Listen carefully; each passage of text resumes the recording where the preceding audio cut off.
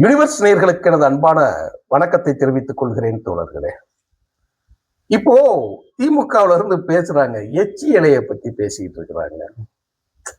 விஜய் போய் கரூர்ல போய் பேசிட்டு போனாரு. முதலமைச்சர் விஜய் என்ன பேசிட்டு போறாங்க அப்படின்னா, 5 நிமிஷம் பேசுனதுக்கே கொத்து புரோட்டா போட்டாங்க. எந்த சக்தி அப்படின்னா, தீய சக்தி திமுகவுக்கும் தீந்து போன சக்தி அண்ணா திமுகவுக்கும்ங்கிறது. இது மேட்ரு. அதான் மேட்ரு. இந்த நிகழ்ச்சியை யார் ஏற்பாடு செய்திருக்கிறார்கள் என்று சொன்னால், கரூரில் வெற்றி பெற்ற விஜயபாஸ்கர். 2 விஜயபாஸ்கர் இருக்கார். அந்த 2 விஜயபாஸ்கர், ஒன்னு குட்கான்கிற ஒரு பெயர் புகழ்பெற்ற ஒரு ஊழல் வழக்குல சம்பந்தப்பட்ட புதுக்கோட்டை விஜயகுமார். அவர் விராலிமலையில இருக்கார். புதுக்கோட்டை மாவட்டம் விராலிமலை. அப்படியே அடுத்தா கரூர்.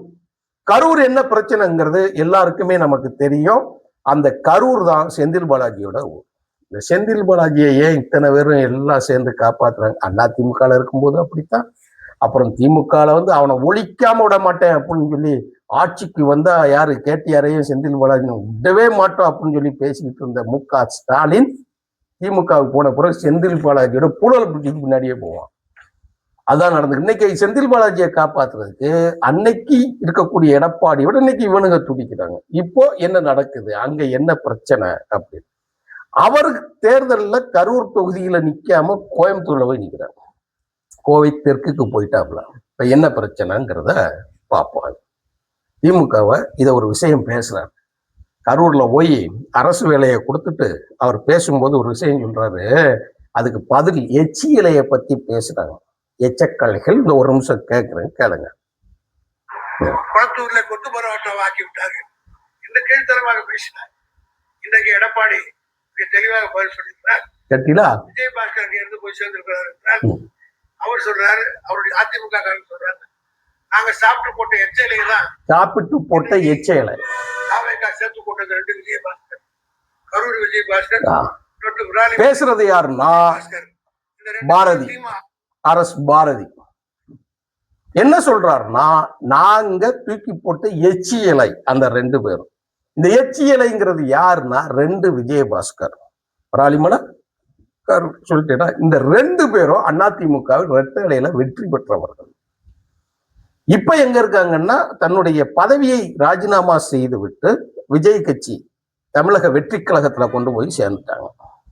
அப்படி சேர்ந்த பிறகு அவர்கள் ஒரு இணைப்பு உள்ள ஒரு மாநாடு, ஒரு பெரிய அளவுல ஒரு கூட்டத்தை சேர்த்து ஆயிரக்கணக்கான பேர் அந்த கட்சியில கொண்டு போய் சேர்றாங்க. ரைட். 2வது, இப்போ கரூரில் மரணமடைந்த 41 பேருக்கும் அரசு வேலை கொடுப்பதற்கான அந்த நிகழ்வை ஏற்பாடு பண்ணி ஒரு பிரம்மாண்ட நிகழ்ச்சி அவர்கள் சேர்ந்த கட்சியான விஜய் கட்சிக்கு அதை செஞ்சு கொடுக்குறாங்க. சரி, அது முடிஞ்சதா? அதுக்கு பதில் சொல்றேங்கிற பேர்ல எடப்பாடி என்ன சொல்றாரா, அதிமுக காரங்க சொல்றாங்கன்ட்டு திமுக காரன் புலம்புறான். கள்ள கூட்டணி வச்சிருக்காங்க இல்லையா, கள்ள உறவு வச்சிருக்காங்க இல்லையா, தின்னு தீர்த்து 1971க்கு பிறகு இவர்கள் செஞ்ச அந்த வேலை இருக்குல்ல, எம்ஜிஆரோட மரணத்திற்கு பிறகு கருணாநிதியோட திமுக எல்லாம் எம்ஜிஆரை விட்டு கட்சியை விட்டு வெளியே இருக்கும் போதே அந்த கட்சி எப்படிப்பட்ட கட்சிங்கிறது எல்லாருக்குமே தெரிஞ்சு போச்சு. 72க்கு பிறகு 93க்கு பிறகும் அந்த கட்சி எப்படி தீந்து போன கட்சின்னா தீய சக்தின்னு இன்னைக்கு விஜய் பேசுனதும், ஜெயலலிதா அவர்கள் பேசினதும், புரட்சி தலைவர் எம்ஜிஆர் அவர்கள் பேசினதும், புரட்சி புயல் வைகோ அவர்கள் பேசினதும் எல்லாம் ஒண்ணுதான். அப்படியே காரணங்கள் இருக்கு. அதுல என்ன சொல்றாங்கன்னா, அதனால அந்த இலை இருக்குல்ல, ரெட்டை இலை, இந்த 2 பேரும் எச்சி இலைங்க.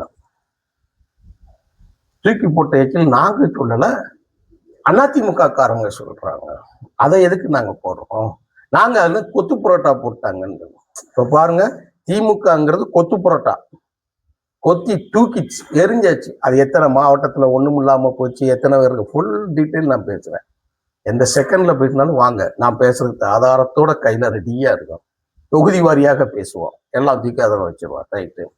இந்த கொத்து புரோட்டாவை இலையில போட்டுத்தான் சட்னி வைப்பாங்க, இது வைப்பாங்க இல்லையா. எங்க ஊர் சைடு என்ன செய்வாங்கன்னா, வாழை இலை இருக்குல்ல, இலையில கொத்து புரோட்டாவை கொத்தி பிச்சு நான் போட்டு அதை அப்படியே கொதிக்கிற எண்ணெயில அல்லன்னா அந்த கொதிக்கிற சட்டி, சூடான சட்டியில போட்டு வதக்குவாங்க.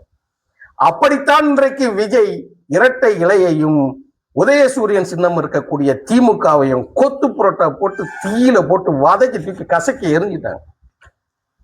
மக்கள் எரிந்திருக்கிறார்கள்.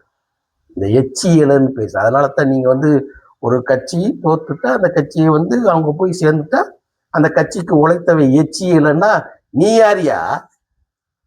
நீ யார்? எந்த வீட்டு எச்சியலையை தின்பதற்காக நீங்கள் பேசினீர்கள் கூட்டணி கட்சியிடம்?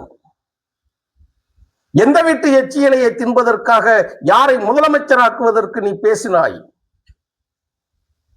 நீ எச்சியலை என்று அவர்களை சொல்லவென்றால் ஒட்டுமொத்த எச்சியலையையும் அள்ளிக்கொண்டு போய் திங்க நினைத்த உன்னை என்ன சொல்லுவது? தீய சக்தி என்றுதானே சொல்லுவது. பேசுவதற்கு வெட்கம் இல்லையா உங்களுக்கு? என்ன எச்சியலை பேசுறா? எச்சியலையாம் போயிருச்சான். கொத்து புரோட்டா போட்டாங்க. கொத்து புரோட்டா போட்டாங்கன்னா கொத்து புரோட்டா போன தோத்தாங்க. ஸ்டாலின் தோத்தாருல? தோத்தாரு இல்லையா ஸ்டாலின்? முதலமைச்சர் ஸ்டாலின். நீங்க என்ன ஆட்டாடு, நீங்க என்ன பேச்சு பேசுனீங்க? மக்கள் உங்களை ஏற்றுக்கொண்டார்களா? இது ஒண்ணு வெறுப்பெல்லாம் கிடையாது.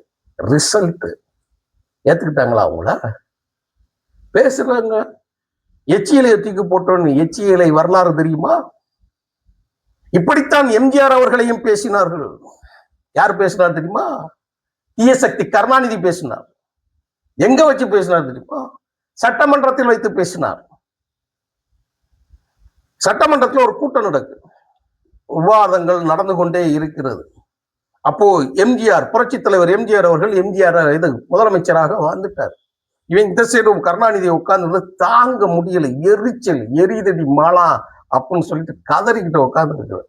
உடனே தோத்து போய் புறமுதுகு காட்டி உட்காந்துக்கிட்டு எதிரில் போய் உட்காந்துக்கிட்டு சோகமா இருந்து இவங்க புலமைய பெரிய கிழிச்சு நட்டுறாகலாம்.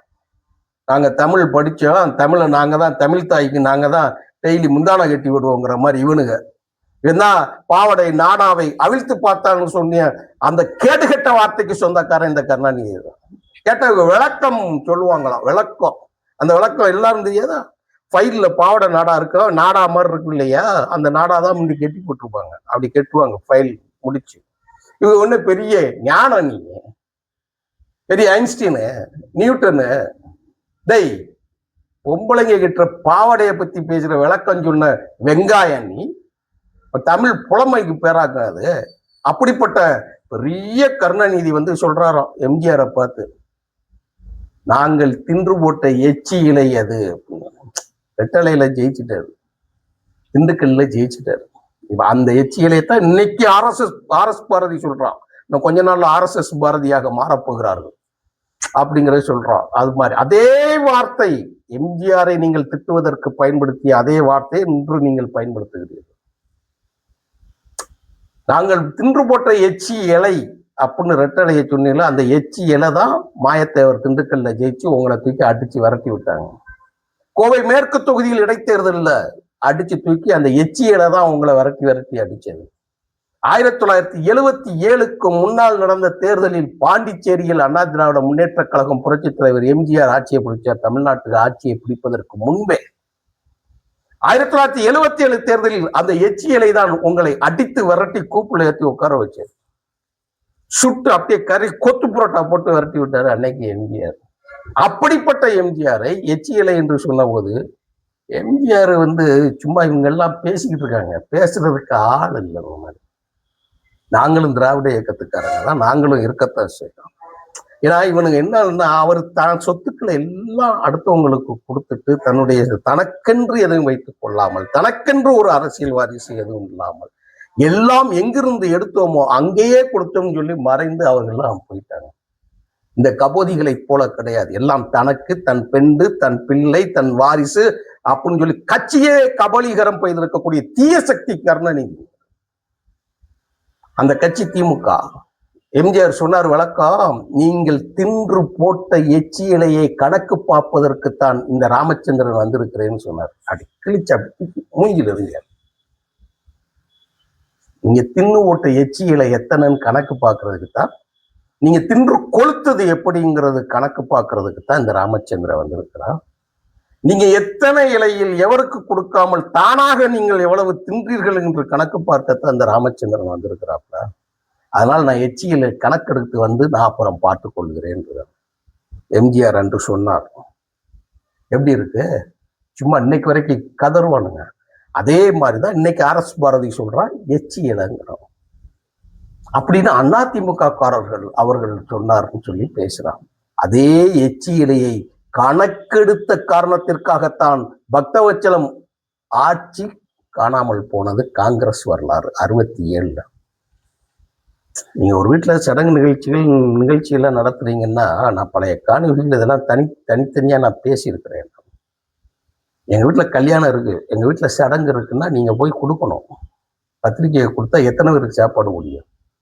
நாங்க ஒரு 200 அப்படிலாம் போட முடியாது, 100 அப்படிலாம் கொடுக்க கூடாது. நீங்க 50 பேர்னா மணப்பெண், மணமகள், மணமகன் சேர்த்துத்தான் நீங்க இருக்கணும் அப்படின்னு சொல்லிட்டா, தின்னு போட்ட எச்சியலையை கணக்கெடுப்பதற்கு தாசில்தார் வருவார் வீட்டுக்கு. இது உண்மையா? தமிழ்நாட்டில் தாங்க நடந்தது. அதனால்தான் காமராஜரை காணாம போனாங்க காங்கிரஸ் ஆட்சியில. இதே எச்சி இலை பிரச்சனை, அந்த எச்சி இலை பிரச்சனையை தான் இன்னைக்கு கொண்டு வராங்க. எந்த எச்சி இலை காங்கிரஸை காணாமல் ஆக்கியதோ, எந்த எச்சி இலை கருணாநிதியை காணாமல் ஆக்கியதோ, அந்த எச்சி இலை தான் இன்று எடப்பாடியையும் அவர் கருணாநிதி மகன் ஸ்டாலினையும் காணாமல் ஆக்கப் போகிறது, ஆகிவிட்டது. இனிமேலும் எழுந்திருக்க முடியாத அளவிற்கு எச்சி இலை தூக்கி எச்சி குப்பை தொட்டிக்கு எரியும் என்பதை சொல்லி விடைபெறுகிறேன் தோழர்களே. நன்றி, வணக்கம்.